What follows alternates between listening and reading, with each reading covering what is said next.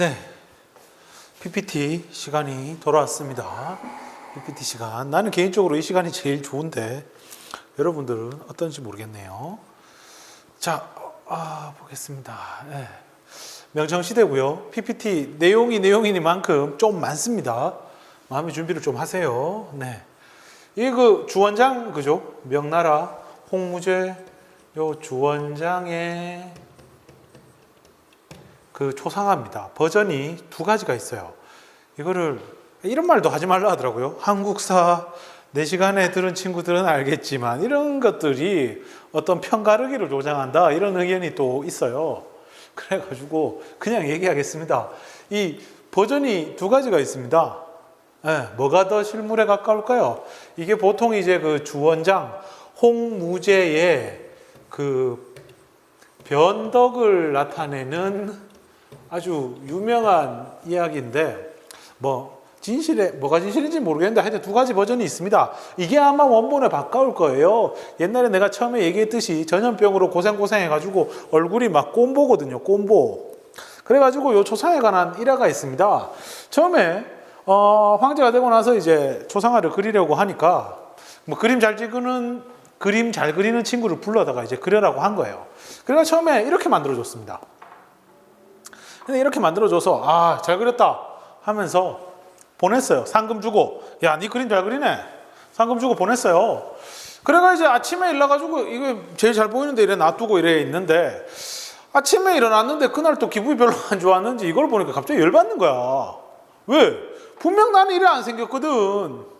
근데 왜 나를 이렇게 만들었냐고. 이거 화가 이거 내 놀리는 거 아이가? 장난치는 거 아이가? 잡아와. 죽였습니다. 어디 황제를 능멸해 죽였어요. 그리고 다음날 이야기를 다시 하는 거죠. 야, 화가 제대로 된 화로 가지고 와. 사실적으로 그리나 리얼리티 몰라? 그렇게 얘기를 한 거죠. 그래가 화가가 이제 와가 얼굴 그대로 딱 그린 거야. 홍무제도 처음에 당황했겠지. 근데 이제 자기가 한 얘기가 있으니까 그래 잘 그렸다 하면서 이제 금은보화를 주고 돌려보내고 자기 또 잘 보이는데 이래 놔둔 거예요. 다음 날 되니까 이거 가만히 보고 있으니까 와, 열받네. 아니 화가가 나를 어떻게 생각하길래 그냥 막 그렸네. 잡아와 해가지고 죽였고 공식적인 초상화는 요거만 남아있더라 하는 그 이야기입니다. 변덕이 그만큼 워낙 심해요. 그래서 이것 때문에 요 홍무제 시기가 우리한테 언제 걸리냐면은 고려가 멸망하고 조선 건국되는 시기랑 걸리거든요. 그래가 처음에 이성계가 이제 이래 됐습니다 하면서 이제 새로 갖다 들이밀었는데 이 명나라 보통 이제 조공을 하면 책봉이라고 해가지고 중국의 황제가 인정해주는 도장이라든가 이런 게 와야 돼요. 근데 그게 계속 안 오는 거야. 그것 때문에 엄청 이성계가 마음을 졸이는데 이것도 역시 홍무제의 그런 특이한 성격과 관련이 있겠다라고 이야기를 하고 있습니다. 네, 넘어가겠습니다. 그 다음에 이게 아까 얘기했던 뭡니까 이게? 이게 어린도책, 그죠? 이게 물고기 비늘처럼 생겼다 그 얘기고 이거는 이제 부역황책인 것 같아요. 원래 노란 표지가 핵심인데 노란 표지로 있는 게 잘 없더라고요. 그래서 그냥 넘어갔습니다. 알겠죠? 네, 이렇게 이해하시면 되고요. 그 다음에 이게 이제 이갑제입니다. 이갑제. 아까 설명을 했는데 좀 횡설수설한 것 같아가지고 다시 설명하자면 이장호 그룹은요 요 10명이고요 10집이에요 10집. 갑수호 그룹은 100집이야. 근데 이 100집을 10개로 나눠서 10 곱하기 10으로 만드는 거지. 그래서 가에서 착하지 요 단위에 있는 집수는 10집이야. 이해갑니까? 요 집은 전부 다 있는 집들입니다. 있는 집들이에요. 있는 집들. 그래가지고 요 집에서는 쉽게 말하면 이장의 업무를 담당하고 요거를 총괄하는 거고, 그 다음에 여기에서는 한 집씩 돌아가면서 오늘은 얘들이다 하면은 얘들이 요거와 관련된 일들을 하는 거죠. 뭐 조세를 징수한다거나 막 그런 거 있잖아요. 부역 황책 쓴다거나 뭐 이런 거 있잖아요. 이런 거를 얘들이 담당을 하는 거죠. 이게 1년마다 돌아가면서 이렇게 이루어진다 하는 겁니다. 그러면 뭐 재산이 없거나 그런 아들도 있을 수 있잖아요. 뭐 그냥 일반 농사 짓는다. 이런 애들은 애초에 이런 그룹에 포함이 안 됩니다. 기령호라고 해가지고 뭐 이 집 밑에 붙여준다거나 뭐 그런 식으로. 이쪽은 이제 가난한 애들. 땅 없고 막 소작농이고 막 이런 아들도 있잖아요. 그죠? 그런 애들 같은 경우에는 애초에 요 그룹에 포함이 안 됩니다. 네, 그렇게 이해하시면 될 거예요. 네. 넘어가겠습니다. 그 다음에 이거는 이제 그 영락제가 권력을 잡았을 적에 그 정난의 역이라고 얘기했었죠. 그죠? 요 원래 여기 북평 여기가 그 연왕 그 주체 영락제 나중에 영락제가 되는 그 사람의 본거지고 야가 이제 쭉 내려가 가지고 뭐 하는 거야? 수도인 난징을 털어버리고 자기가 황제가 되는 겁니다. 그러니까 이 사람이 이제 주윤문 건문제라고 해서 황제였는데 얘 영락제 조카지요. 조카. 16살 때 황제가 돼서 20살 때 쫓겨나서 아마 죽었겠죠. 뭐 죽었을 거예요. 예, 그렇습니다. 이렇게 됐고, 그죠? 그러니까 이게 마치 누구랑 비슷하냐면은 세조랑 비슷하다. 조선의 세조, 수양대군, 그죠? 조카인 단종을 몰아내고 왕이 되었던 세조랑 비슷해요. 성향도 비슷해요.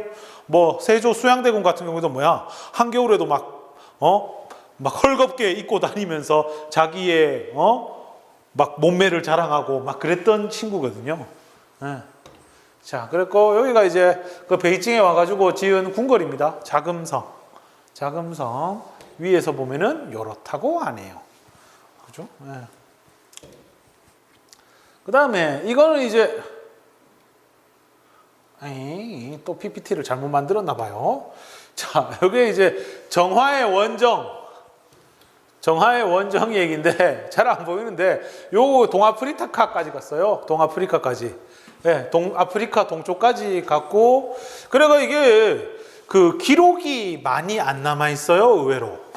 그래가 보통은 이제 그 콜럼버스와 비교를 하는데 콜럼버스보다는 거의 뭐 콜럼버스가 넘어가서 신대륙 발견한 게 1492년이니까 뭐 거의 80, 90년 정도 앞서는 기록인 거죠. 그래가 이제 대규모 함대, 대략 2만 명 이상 되는 애들을 갖다가 동원해가지고 이렇게 갔다. 그래서 30개국으로부터 이제 조공품을 받아옵니다. 조공품을 받아옵니다. 그러니까 그 중에는 뭐가 있었냐? 기린도 있었더라. 이거 왜 어떻게 들고 왔지? 야, 많이 먹을 텐데. 뭐 왜 들고 왔나 봐요. 기린. 원래 기린이라는 거는 이제 중국 역사에서 되게 신성스러운 동물로 기린이라는 게 있었어요. 신성스러운 동물로 기린이라는 게 있었는데 하필 얘를 데리고 왔는데 얘 그 동물의 이름이 그 당시 현지어로 뭐 기린 비슷하게 뭐 발음이 난 거야. 그래가지고 야 이거 기린이 왔다. 기린이 왔다. 옛날에 우리가 그 전설 속의 동물로 알았던 기린이 왔다라고 해가지고 되게 좀 신기하게 여기고 좋은 징조로 여겼다 하는 얘기도 요 안에 들어 있습니다. 네, 그리고 이거는 이 콜럼버스가 그 신대륙 갈 때 했던 그 산타마리아호랑 비교한 건데 사실 이거는 어느 정도 믿어야 될지 잘 모르겠어요. 요즘은 뭐 우리 교과서에는요 진짜 말도 안 되게 차이가 나는데 나무배로 그렇게 크게 만든다는 거는 상식적으로 안 된다고 하더라고요. 그래가지고 뭐 워낙 중국 사람들 과장하기 좋아하고 그리고 이런 거 중국인들 입장에서는 좋잖아. 왜냐하면 이게 되게 특이 케이스거든요. 중국 아들은 그 땅덩어리 안에 있으면서 유목민족만 감당하기에도 머리 아파. 이렇게 해외에 나간다거나 그런 필요성도 못 느끼고 뭐 굳이 그런 적도 없는 거야. 그러니까 이런 정화의 어떤 원정, 정화의 항해가 되게 특이하다고 해가지고 중국에서도 많이 좀 뭐라 해야 될까 좀 펌핑, 거품을 좀 많이 불린 경향도 있어요. 그래가지고 근데 이게 기록이 콜럼버스의 항해만큼 세계사에 있어서 영향을 줬느냐? 이 콜럼버스의 항해만큼 아니면 최소 중국사에 있어가지고 이 정화의 항해 이전과 이후로 크게 바뀐 게 있느냐라고 물은다면 결론은 노예요. 그렇지 않아요. 거의 이벤트성으로 갔다 오거든요. 네, 뭐 그렇습니다. 그게 정화가 나중에 갔다 오고 난 다음부터는 딱히 뭐 가는 애들도 잘 없고 뭐 그렇습니다. 네, 정화는요. 쿤밍, 지금의 이제 쿤밍이라고 저 운남 지방의 도시인데 여기가 옛날에 이슬람 교도들이 많이 사는 지역이에요. 그 이슬람교도, 이슬람교도라는 특이한 점이 있습니다. 정화 이렇게. 네, 정화의 원정에 대해서 뭐 읊어봤습니다. 뭐 배의 크기에 관해서는 좀 논란이 있다 하는 최근의 연구 자료까지 소개해 드렸습니다. 그리고 이거는 그 명나라 말기에 머리 아픈 일 중에 하나였던 북로남외의 화. 뭐 이런 거죠. 네, 오이라트부, 타타르부, 야들은 전부 몽골 쪽 애들입니다. 몽골 쪽, 뭐 부족의 이름이랄까? 뭐 그렇습니다. 네. 뭐 에센이라는 뭐 추장 이름이랑 알탄이라는 뭐 추장 이름들이 막 나오는데 아 그냥 그렇구나. 원래 15세기에는 오이라트, 그 토목보의 변, 요때는 오이라트고 나중에 수업할 때 했던 경술의 변, 100년 뒤 거의 100년 차이 나거든요. 16세기 중반부에 이른 타타르부랑 관련이 깊습니다. 네, 그 애초에 베이징 자체가 엄청 가까워요. 국경지대에 되게 가까운 곳에 있습니다. 네, 그런 거고 일본은 꾸준히 뭐 배 타고 왜구들이 설치는 거고 근데 왜구라고 해도 100% 일본 사람은 아니다 하는 거 그런 것도 알고 계시고요. 네, 그리고 이게 북로남해화고 그 다음에 여기 나오는 분은 누구냐니까 요 분 장거정. 네, 장거정이고 요 분은 누구냐면 말혁제라고 우리나라에서 되게 막 제사 지내주고 그랬던 분이에요. 말혁제. 네. 왜? 이 임진왜란때 군사 보내주거든. 임진왜란때 군사 보내주거든. 그 장거정을 등용해서 신임했던 사람이기도 하고 뭐 어쨌든 그렇습니다. 그래서 장거정 이 사람이 뭐 인격적으로 막 그렇게 좋은 사람은 아니었어. 이 사람도 부패 장난 아니고 막 그랬는데 그래도 정치는 잘했다 하는 거고 나중에 장거정 죽고 나서는 그거 할 사람이 없어가지고 보통 중국 역사에서 만력제라고 하면은 멍청한 황제의 거의 뭐 탑 클래스 정도의 대우를 받습니다. 근데 우리나라에서는 고맙다고 막 제사 지내주고 그랬었죠. 요 제사 지내준 장소가 이제 만동묘라고 흥선대원군이 소원 철폐할 때 제일 먼저 날아가는 데가 여기예요. 예, 만동묘. 이렇게 됩니다. 그래가지고 이 사람이 좀 말썽을 많이 피웠지요. 예, 뭐 어느 정도 왜 그러면 이랬느냐? 요새는 뭐 혹시 아팠던가 아이가 하면서 재평가되고 이런 게 있는데 30년 동안요 이 사람이 파업을 했어요. 파업. 30년 동안 일을 안 했어요. 궁궐 밖으로 나가질 않았어요. 보통 궁궐의 안쪽 내전에 있다가 외전, 정전이라고 하죠. 그 정치하는 곳에 나가는데 안 나갔어요, 이 사람은. 그래서 30년 동안 그 명나라의 재상 신하들 중에 넘버원인 내각대 학사가 황제 얼굴을 몰라. 얼굴 본 적 없어서 잘 모르겠는데 그 정치 꼬라지가 어떻게 했어요?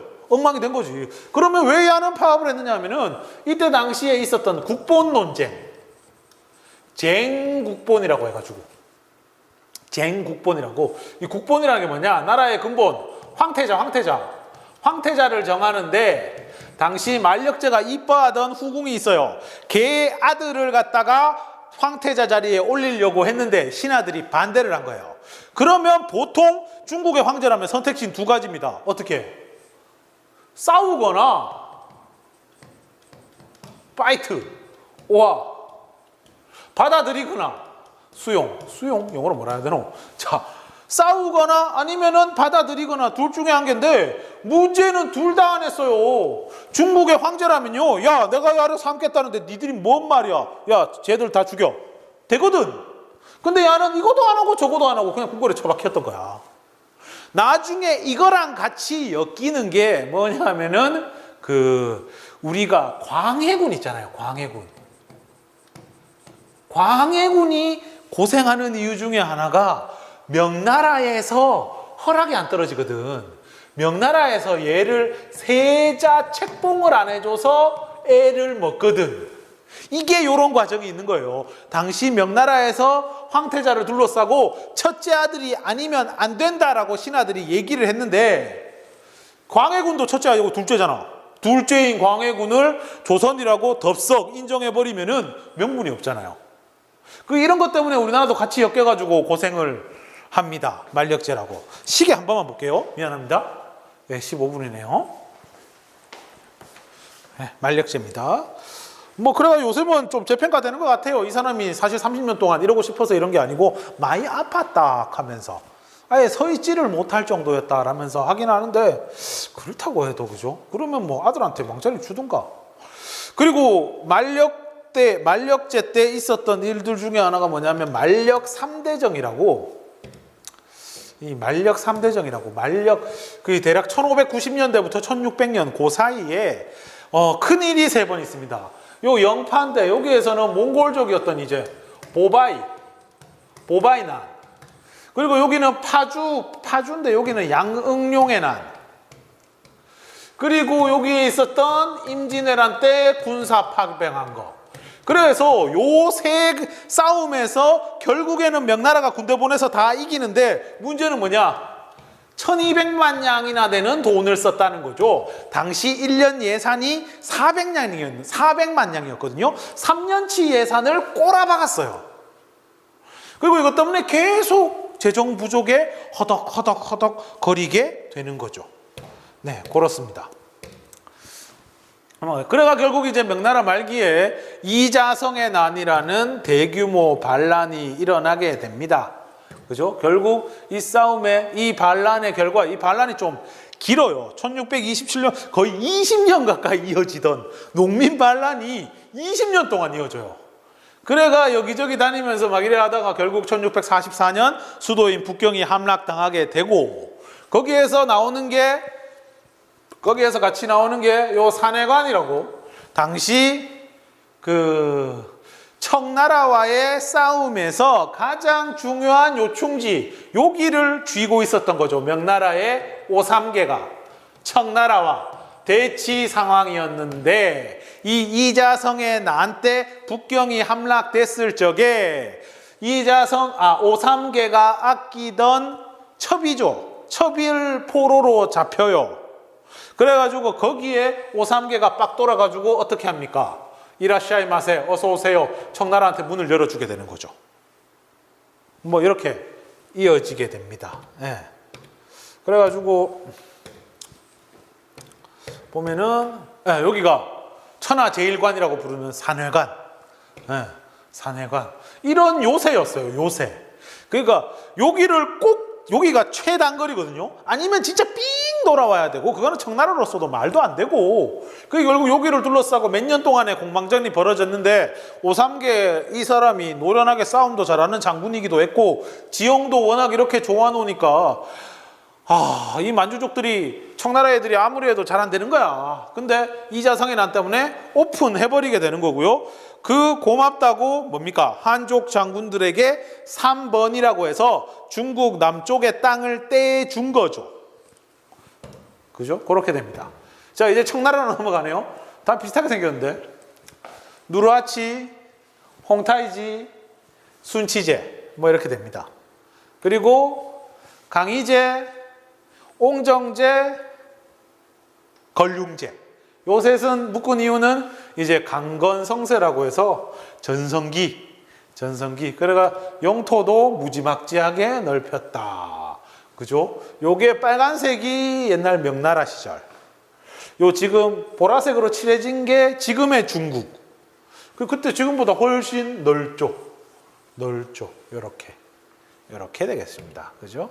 요거는 이제 3번의 난이라고 결국에 이제 강희제가 한족에게 줬던 특권을 뺏으려고 하니까 반란이 일어난 거지요.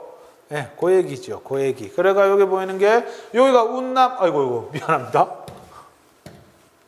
검은색으로 할까? 네. 여기가 운남의 오삼계, 여기가 꽝뚱의 상가희, 여기가 복건의 경정충. 1번, 2번, 3번 얘들이 합쳐가지고 반란을 일으킨 거고, 요거 그리고 최대 영토가 이만큼이나 될 정도로 이거는 청나라로서도 엄청난 위기였는데 강희제가 결국 슬기롭게 극복하게 되고요. 나중에 요 대만에 있는 정송공 세력도 몰아냈더라 하는 그 이야기가 되겠습니다. 네, 그렇게 됐어요. 자, 그리고 이거는 이제 청나라의 한족 정책이라고 해가지고 변발을 얘기하고 있는데, 이것도 변발도 보니까 좀 뭔가 트렌드가 있대.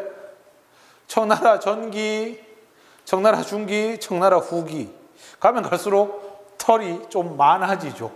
네, 명나라 때는 이렇게 했다면 뭐 그런 차이가 있다 하는 거고, 그 다음에 이거는 뭐 이야기하는, 내가 아까 얘기하면서 뭐 잘못 얘기한 게 있어요. 예, 서안이 있는 지역은 산서상이라면서 내가 잘못 얘기했는데, 산서가 아니고 산시상이 날 때 아니고 섬서다 하는 얘기입니다. 예, 시안 얘기 아니다.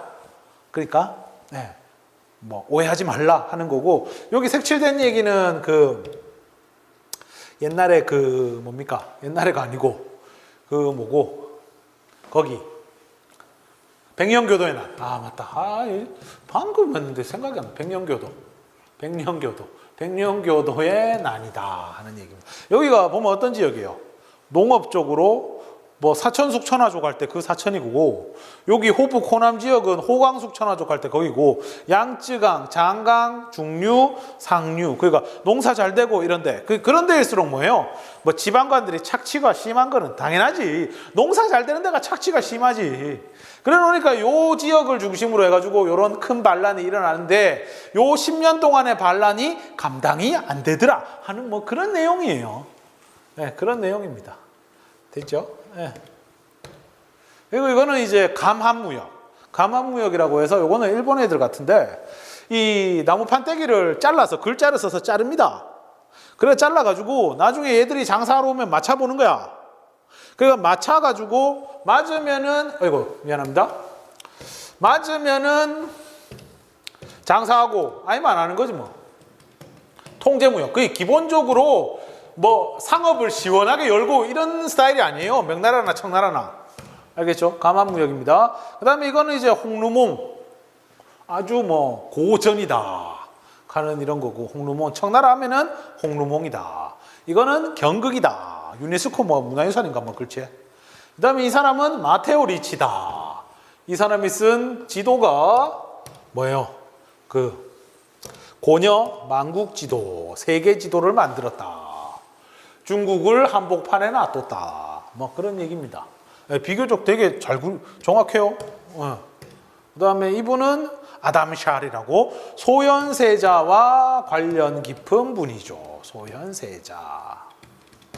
그렇다 하는 얘기고, 그 다음에 이건 이제 카스틸리오네라고 해가지고 궁정화가인데, 이 사람이 말그림 그리고요, 원명원이라고 해가지고 나중에 그 아편전쟁 때 뽕가지는데, 거기 서양식으로 정원처럼 이렇게 꾸몄는데, 여기 설계한 사람도 카스틸리오네고, 그 다음에 이거는 이제 걸륭제의 그림을 그렸어요. 서양화의 어떤 모습이 드러나죠. 좀 특이해요. 배경은 동양적인데 그림이 서양적이라서 좀 특이합니다. 그래가지고 내가 가지고 왔는데, 이게 보일러인가 모르겠네요. 보일러인가? 일단 딱 뭐 끄고 한번, 이렇게 하면 끝났는데, 잠깐만요.